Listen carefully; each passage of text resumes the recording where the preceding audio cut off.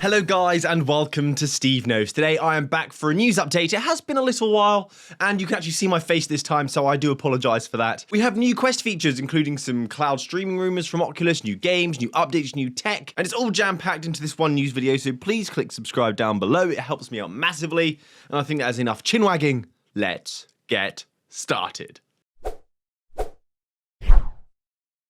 So a Stride multiplayer update is coming to the PC VR platform and the Quest platform to turn the game into a slightly different experience that can actually make the game. The multiplayer update looks to bring a social aspect like we've seen in games like Rec Room, where you have an avatar and then a bunch of you can hang out and start free running. As they say, VR parkour gets social. So it does look like you have some customization options available as well, such as you can choose an outfit and you have a nice floaty head. Multiplayer has actually been available in alpha channels, but it looks like the big drop for the Quest and the Steam platform is finally coming out and it's going to be happening in June. So if you've not played Stride before, I would consider this game a Quest must play, and with this update, even more so. And apparently more details are going to drop on this update next week, so we'll see what this update actually fully encompasses once that drops. Now, reliving the old days with the most brotastic movie of its era, Top Gun. The Microsoft Flight Simulator game, which has virtual reality support, has a free Top Gun expansion, which really makes you want to dive into this game and embody the Maverick. Just hopefully there is some height adjustments as well, because I'm not as small as Tom Cruise. MFS is one of the most stunning experiences you can play in virtual reality, there's no doubt about that. And this expansion just adds a bucket list for so many people, because you can sit in a cockpit of an FA-18E Super Hornet and enjoy the training missions like you saw in the movie, where you would do complex maneuvers across mountain peaks, canyons, forest lands, including landing your plane on a carrier deck. It just sounds awesome, and it's a free update. If you've got the game, enjoy this. If you don't, perhaps it's time to pick it up. But I would say good luck, because learning the controls and the nuance can be cumbersome. There is a learning curve, but there is a reason this game is loved. Okay, now some speculation around Meta working on cloud streaming services for virtual reality content. I always thought this would be in the works, especially since they didn't fully support or welcome other cloud streaming services that already existed. And we know that Facebook were working on game streaming services in the past, before the Quest was even a thing, and the Quest is a standalone device and it cannot compete against the visual fidelity and complexity that PC VR can offer. And PC VR is so glorious. I often play the Oculus Quest all the time, that's kind of like my main go-to, but then when I boot up PC VR, I always forget how stunning it can be. But you do need the power. So Similia once found a reference in the past, which looks like an enumeration for states on something called Oculus Avalanche, and this was found in the version 24 firmware.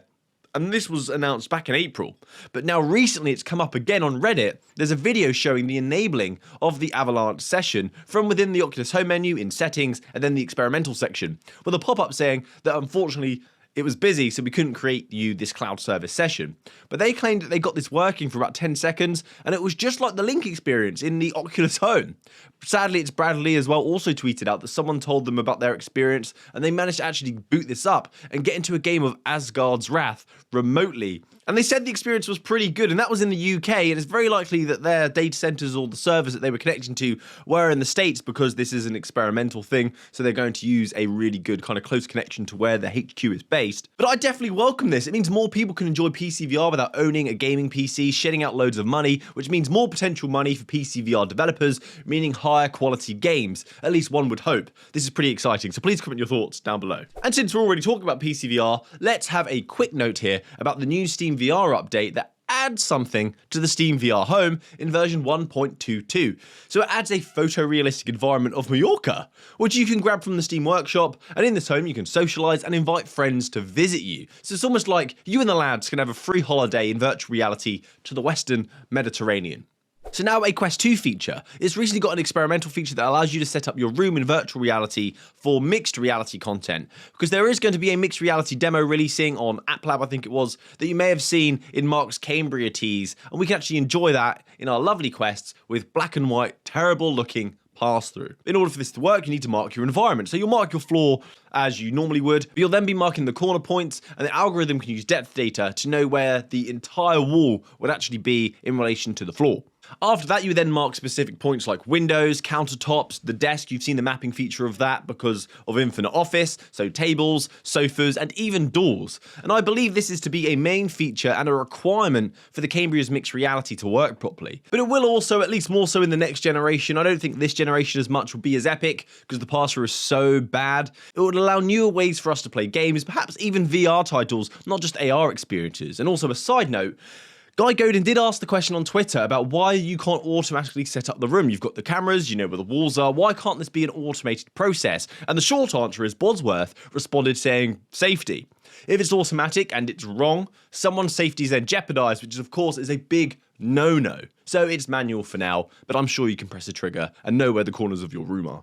One more piece of techie news around VR, and then I've got tons of games and updates to run through for you, but this one is around a huge virtual reality problem actually, to do with depth and focus, and the verge accommodation conflict I believe they call it, which is how the human eye works. Virtual reality lenses currently do not actually accommodate for this, meaning we have a single fixed focal length, which means things can be blurry at certain distances, and don't change by looking at things that are closer or further away.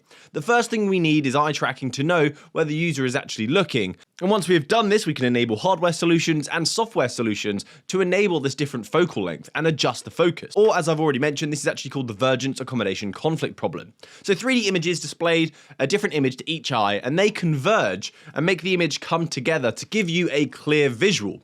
But that convergence changes at different depths depending on where you're looking.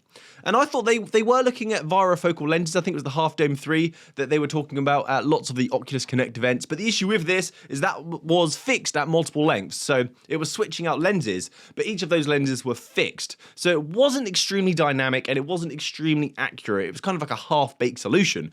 But this new method uses a crystal liquid that when an electrical current passes through it, can change the focal length. But apparently there is a cost to using this method, is that you do have a reduction in image quality. So I still think they're trying to work out some kinks, because image quality in virtual reality makes such a difference to your immersion, although I haven't tried these special lenses to determine whether the lenses act like a real eye adds even more immersion. I do kind of have an expectation to see this in the next generation or the generation after that, to have lenses and displays that work like our eyes do in the real world. And I think that's just going to elevate virtual reality and AR to such new heights. And it's actually quite exciting, but I can imagine this tech to be quite pricey at the moment. So let's move on to the games and the updates. The first is Zenith. They've just dropped a teaser trailer for a Celestial Throne update, which is to add at least 12 more hours of gameplay, because they said it adds dozens and dozens of hours. They've also added 6 dungeons. The content is to be packed with puzzles, new enemies, and lots of loot. And I think based on the PCVR teaser footage, this actually looks fantastic. It looks really good. I may give Zenith another go, because I've kind of disregarded it ever since playing it at launch. It wasn't really for me, but this looks fantastic. The coming soon section of the Oculus Store also has some more additions. One's called Wings 1941, a flying title that can be played single player or cooperatively, which is what appeals to me. I love co-op games, and since Top Gun has just dropped, it's a good time to enjoy some flying experiences. But sadly, although this has a cool retro style, it is controlled by your hand moving around, holding a model plane, and it's a third-person view. That's not my kind of thing, to control things that way.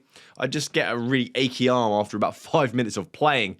But it does have 10 different planes for you to enjoy, a very arcadey style of play, including boss fights where you'll fight zeppelins and battleships, and this drops on June the 2nd. But the last Clockwinder is also dropping then, and that game is definitely one to check out. This one is a celebration and a new game. An App Lab title is being promoted to the official store, which is dropping on June the 2nd as well, which is a first-person tennis game called First Person Tennis.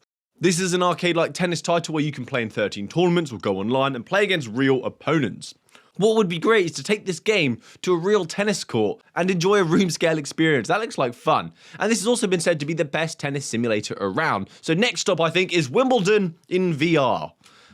And finally, a game to get so excited for. A new trailer has just dropped, and it shows so much promise, and it could be a big game that we've been itching for, called Lonn. L-O-N-N.